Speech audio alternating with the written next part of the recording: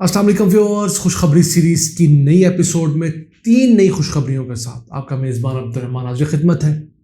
मुल्क के हालात जैसे भी हों, हमारा आपसे अहद है इंशाअल्लाह ताला हम आपको ढूंढ कर अच्छी खबरें ज़रूर ला के देते रहेंगे ताकि आप रिलीव्ड फील करें। आज की पहली खुशखबरी तो ये है कि गुज़िश्ता 9 माह के दौरान पाकिस्तान की टेक्सटाइल एक्सपोर्ट्स अपनी तारीख़ में बुलंद रहीं और टेक्सटाइल जो है वो हमारी गुड्स एक्सपोर्ट्स में 60% हिस्सा रखती हैं। और जितनी टेक्सटाइल एक्सपोर्ट्स नून लीग अपने 12 महीने पूरे साल में किया करती थी, उससे $1 अरब ज़ायद टेक्सटाइल एक्सपोर्ट्स हमने 9 माह में कर ली हैं। अभी 3 माह रहते हैं और उन 3 माह के अंदर मज़ीद $6 अरब की टेक्सटाइल एक्सपोर्ट होंगी, यानी नून लीग की निस्बत पाकिस्तान इस साल $7 अरब ज़ायद टेक्सटाइल एक्सपोर्ट्स करेगा। एक साल की बात हो रही है, उसको डिस्कस करेंगे। जबकि आज की दूसरी खुशखबरी है कि प्राइम मिनिस्टर ने पूरे मुल्क के लिए एक एमरजेंसी नंबर का इफ्तिताह कर दिया है, 911। इस एक एमरजेंसी नंबर पर आप कितने ज़्यादा मुख्तलिफ सरकारी महकमों को हेल्प के लिए बुला सकते हैं, क्या फ़ायदे होंगे, उसको डिस्कस करेंगे। जबकि आज की तीसरी खबर थोड़ी पुरानी है, लेकिन मैं समझता हूँ उसको डिस्कस किया जाना चाहिए। लाहौर के अंदर एक बहुत बड़ी इमारत तामीर होनी थी जिसका आगाज़ सन 2006 में परवेज़ इलाही ने किया। ये पाकिस्तान की सबसे तवील इमारत होनी थी जो कि 60 मंजिला होनी थी। शहबाज शरीफ ने आकर उसको रोक दिया, अपने 10 साल उस पर काम नहीं होने दिया। तो बुज़दार सरकार ने दुबई जाकर उस कंपनी के साथ दोबारा मुआहिदा किया है और उम्मीद है कि कज़ाफ़ी स्टेडियम के सामने इस इमारत के अंदर, जहाँ दीगर बहुत सारी सहूलियत आपको हम बताएंगे आज, वहाँ एक 5 स्टार होटल भी बनेगा। तो फिर कज़ाफ़ी स्टेडियम जो मैच खेला करेंगी टीमें, वो बिल्कुल उसके सामने मौजूद इस बिल्डिंग के 5 स्टार होटल में रुका करेंगी और वहाँ से एक ब्रिज के ज़रिए सिक्योरिटी के अंदर कज़ाफ़ी स्टेडियम आया करेंगे और पूरे शहर को कोई प्रॉब्लम नहीं होगी। इस अहम प्रोडक्ट को प्रोग्राम के आखिरी से डिस्कस करेंगे, लेकिन पहले चलते हैं पाकिस्तान की टेक्सटाइल एक्सपोर्ट्स, जो कि गुज़िश्ता 9 माह के दौरान $14 अरब 26 करोड़ रही। ये एक्सपोर्ट्स जो थी पिछले साल के 9 माह में सिर्फ $11 अरब 36 करोड़ थी, यानी हमने एक साल के अंदर तकरीबन $3 अरब ज़्यादा कमाए हैं टेक्सटाइल की मद में। और ग्रोथ कितनी है? 26%। अगर सिर्फ मार्च की बात की जाए, उसकी ग्रोथ भी 22% आई है। मार्च में हमने इस साल $1 अरब 65 करोड़ की टेक्सटाइल प्रोडक्ट एक्सपोर्ट की थी। गुज़िश्ता साल मार्च में हमने सिर्फ $1 अरब 36 करोड़ की टेक्सटाइल मसनूआत एक्सपोर्ट की थी। $300 मिलियन हमने एक माह के दौरान ज़्यादा कमाया है। ये किस तरह मुमकिन है?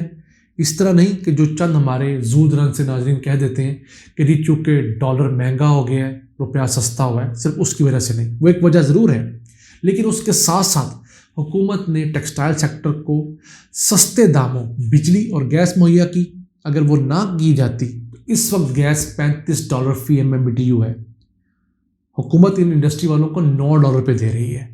तो $35 पे लेकर, यानी कि $9 से भी कुछ 4 गुना महंगी गैस लेकर कोई किस तरह सर्वाइव कर सकता है? पॉसिबल नहीं था। ख़ास डॉलर $250 का होता तब भी हमारी एक्सपोर्ट नहीं बढ़नी थी, जिस कदर महंगी गैस हो गई है।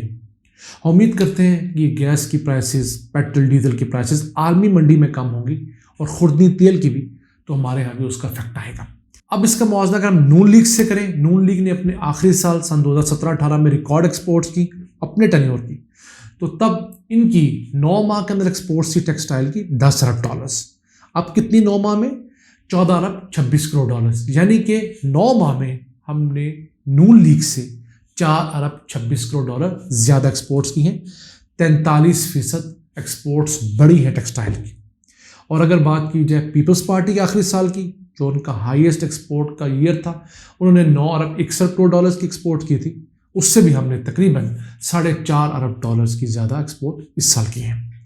नून लीग ने अपने पूरे साल के अंदर सन 2017-18 के 12 माह में $13.5 अरब की टेक्सटाइल एक्सपोर्ट्स की थी। आप स्क्रीन के ऊपर उस वक्त के अखबारी तराशे देख रहे हैं जिस पर नून लीग बगले बजाती थी। जबकि इस साल के सिर्फ 9 माह में हमने $14 अरब 26 करोड़ कर ली है, $1 अरब ज़्यादा तकरीबन। और इस साल के एंड होने तक ये ट्रैजेक्टरी रही इंशाल्लाह, तो हमारी टेक्सटाइल एक्सपोर्ट्स $20 अरब का बेंचमार्क अबूर करेंगी। और इसके अंदर मैं समझता हूँ दाऊद रज़ाक जो है हमारे जो प्राइम मिनिस्टर के मुशीर हैं, ٹیکسٹائل پر اور ایکسپورٹس کے اوپر اور کامرس منسٹری میں انہوں نے بہت محنت کی ہے۔ اسی سے چلتے ہیں آج کی دوسری خوشخبری کی طرف، تو وہ ہے پرائم منسٹر نے پورے ملک کی تمام ہیلپ لائنز کو ایک جگہ یکجا کر دی ہے، اور اس کا نمبر ہے 911، جو کہ آپ امریکہ وغیرہ جائیں تو وہاں ملتا ہے۔ آپ نے صرف 911 کال کرنی ہے۔ آپ کو آگے پولیس سے ہیلپ چاہیے، موٹر وے پولیس سے چاہیے، ہائی وے پولیس سے چاہیے، آپ کو ایمبولینس چاہیے، ریسکیو 1122 چاہیے۔ اس کے علاوہ اگر آپ نے ڈیزاسٹر کے لیے PMDA کو کرنی ہے کال، آپ نے فائر بریگیڈ کو کال کرنی ہے، 36 ہیلپ کرنے والے مختلف جو سرکاری محکمے ہیں وہ اس ایک ہیلپ لائن کے ذریعے یکجا کر دیے گئے ہیں۔ اس کی ضرورت کب پیش آئی؟ جب تقریباً 1.5 سال پہلے جو سیالکوٹ موٹر وے ہے اس کے اوپر ایک ریپ کا اندوناک واقعہ رجسٹر ہوا، تو وہاں پر مختلف اداروں کو فون کیا جاتا رہا، ہر ادارہ دوسرے بار ڈالتا رہا۔ اب اس کے بعد کوشش کی گئی پورے ملک کو، اور اب ایک 911 کے اوپر کال کر کے آپ ان کو پرابلم بتائیں گے تو وہ متعلقہ جس محکمے کے انڈر وہ جو ریسٹرکشن آتی ہوگی وہاں تک آپ کی کال پہنچائی جائے گی اور آپ کو فوری طور پر ریلیف ملے گا۔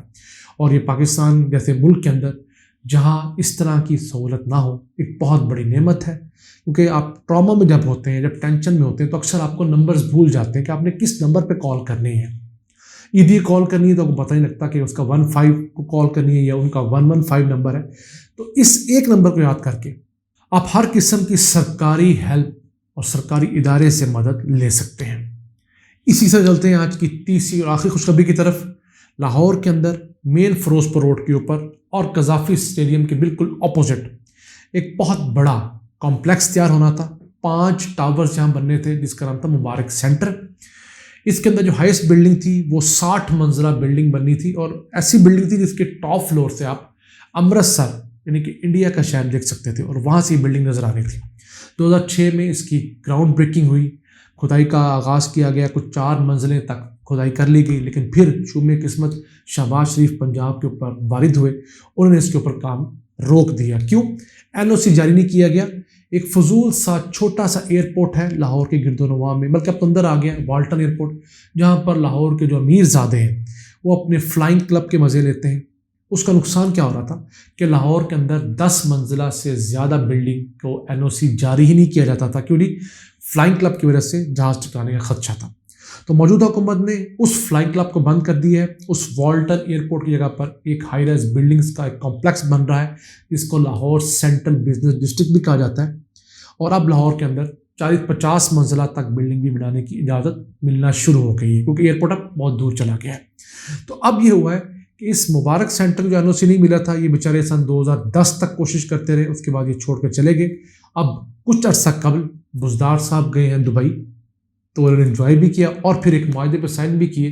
وہاں کے جو شیخ مبارک بن نہیان ہیں منسٹر ہیں وہاں کے، ان سے جو کمپنی کو اون کرتے جنہوں نے پاکستان میں مبارک سینٹر بنانا تھا، اور دوبارہ سے اس پروجیکٹ کو ریوائیو کرنے کا کہا گیا ہے۔ اب اس کا جو ٹوٹل ایریا ہے وہ 40,000 اسکوائر میٹر ہے، جو لینڈ کا پلاٹ ہے موجود ہے۔ وہ جو لوگ گزرتے ہیں فیروزپور روڈ سے وہ اس کو اچھی طرح جانتے ہوں گے۔ 5 ٹاور بننے ہیں، سب سے بڑا تو 60 منزلہ ہے، باقی جو ہے وہ 30 اور 45 منزلہ ہے، اور ان کے اندر جہاں دیگر آفیسز کے لیے، کمرشل ایکٹیویٹیز کے لیے، انٹرٹینمنٹ کے لیے سینماز بنے، ایک 5 اسٹار ہوٹل بھی بننا ہے جو 400 بیڈز پر محیط ہوگا۔ اور اس ہوٹل کے اندر مستقبل میں جو لاہور کے اندر ٹیمیں آ کے قذافی اسٹیڈیم میں کرکٹ کھیلیں گی ان کو ٹھہرایا جائے گا، اور ایک برج تعمیر کیا جائے گا جو اس مبارک سینٹر کو سڑک کے اس پر واقع جو قذافی اسٹیڈیم ہے اس سے منسلک کرے گا۔ تو بآسانی ٹیم کو یہاں سے پیدل سفر کروا کے بھی محفوظ طریقے سے قذافی اسٹیڈیم پہنچایا جا سکے گا۔ شہر بھر کی جو اس وقت PSL کے اندر ٹریفک روکنی پڑتی ہے، کوئی اور سیریز ہو تو ٹریفک کا ایک ازدحام ہوتا ہے، اس سے جان چھوٹے گی۔ تو پروجیکٹ تو بہت اچھا ہے، اور کوئی 60 ارب روپے کی انیشل انویسٹمنٹ اس وجہ سے پیدا ہوگی۔ کوئی 5 سے 7 ہزار نوکریاں یہاں پر کریٹ ہوں گی نئی، جن لوگوں کو ہوٹلز کے اندر، یہاں پر آفیسز کے اندر، باقی جگہ پہ جابس ملیں گی۔ سوچئے اس کی وجہ سے کتنی بڑی اکنامک ایکٹیویٹی ہوگی جو صرف ایک شہباز شریف کی ضد کی وجہ سے رکی رہی کہ یہ پرویز لینے شروع کروایا تھا۔ تو ہم دعا گو ہیں کہ ہمارے حکمرانوں کو اللہ ہدایت دے، وہ اچھے پروڈکٹس کو مت روکیں، کیونکہ یہی وہ پروڈکٹس ہیں جو تھوڑے تھوڑے کر کے ملک کے اندر اکنامک ایکٹیویٹی کو جنم دیتے ہیں۔ ان الفاظ کے ساتھ اپنے میزبان عبد الرحمان کو اجازت دیجیے۔ اللہ نے کے بعد